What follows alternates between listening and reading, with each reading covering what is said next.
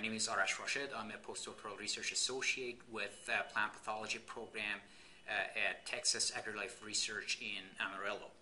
I'm a vector biologist, vector ecologist, and my interest is basically looking at interactions between insect vectors and host plants, and also looking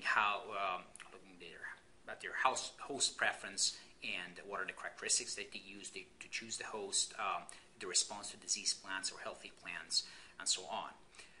So I investigate their transmission efficiency, host choice behavior, and how these behaviors or characteristics could have implications in disease epidemiology.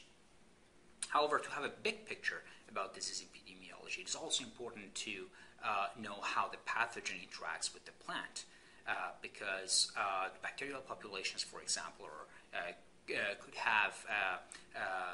could predict the transmission efficiency of a vector. Here, the results that we presented was basically looking at how bacterial populations vary across different infestation dates throughout the season, and that how symptom severity correlates or potentially correlates with pathogen populations. The results that we found, it was different in the above ground tissue and underground tissue. And we actually found the opposite results. Above ground tissue, we saw a positive trend between bacterial populations and the symptom severity. And also, the earlier the infestation in the season, the higher the symptom severity and also the higher the bacterial populations. In the case of tubers, the pattern was the opposite. The earlier the infestation, we had higher degrees of symptom, but lower bacterial populations. We also looked at this relationship between titer and the symptom severity within a tuber, because we also see there are variations in the severity of the symptoms in the top of the tuber where the stolon attaches and the bottom of the tuber, which is the opposite end, or the apical end. Interestingly, we had higher degrees of symptom at the top compared to the bottom, but we also had lower bacterial populations at the top compared to the bottom. We did not see a significant difference between the population levels or population loads or infection levels, but there was I would say there is a lower bacterial population at the top compared to the bottom.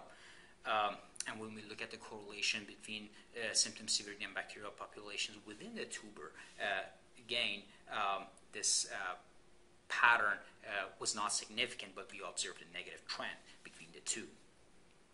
The next step that we are taking is looking at the biochemicals, how biochemical properties of a tuber varies across the season in different infestation dates. If it is early in the infestation, what are the biochemical properties of a tuber? If it's later infestation throughout in the season, what is the biochemical property there?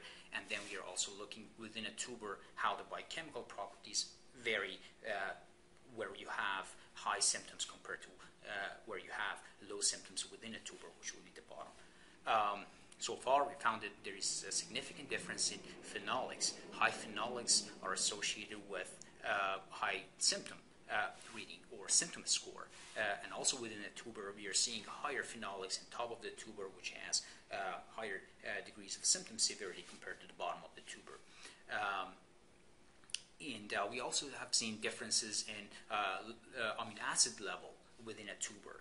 The top of the tuber, which has higher degrees of symptom severity, again, it has higher levels of amino acids compared to the bottom of the tuber. In the case of defense proteins, plant defense proteins, early infestation in the season, we see higher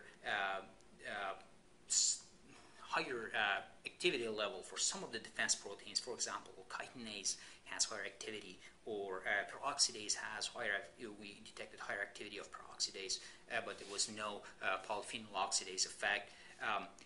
This is a collaborative project that we just started, and hopefully next year we have a bigger picture about what is going on throughout the season in different infestation times, and also what happens biochemically within a tuber, specifically focusing on carbohydrates, how carbohydrates are being affected within the tuber in response to bacterial infection.